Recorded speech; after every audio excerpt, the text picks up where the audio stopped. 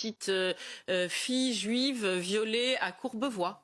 J'aimerais qu'on m'explique pourquoi, au-delà de la marche blanche familiale de voisinage, il n'y a pas eu de manifestation pour Shaina à Creil, victime de viol en réunion, chantage, harcèlement, et qui a été finalement poignardée et brûlée vive.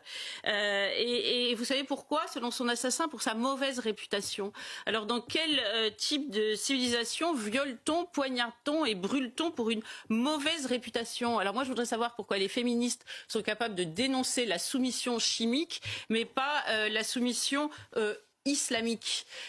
Et on peut poser ainsi des questions à l'infini. Pourquoi ne s'inquiète-t-on, et encore très peu, de l'oppression du voile islamiste, de l'excision des mariages forcés que pour les femmes qui sont à l'étranger? Du reste, on ne s'en inquiète que parce que cela permet de justifier un droit d'asile d'ailleurs absurde, parce que avec le regroupement familial, on emmène dans les bagages le bourreau sans crainte de reconstituer la petite société qui s'attaquait à la jeune femme qu'on est censé protéger. Mais en France, on n'en parle jamais. Vous connaissez la phrase de Pascal, vérité en deçà des Pyrénées, mensonge au-delà. Eh bien, nous y sommes exactement.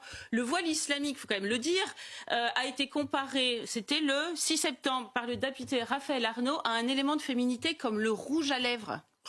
Le rouge à lèvres. 2 jours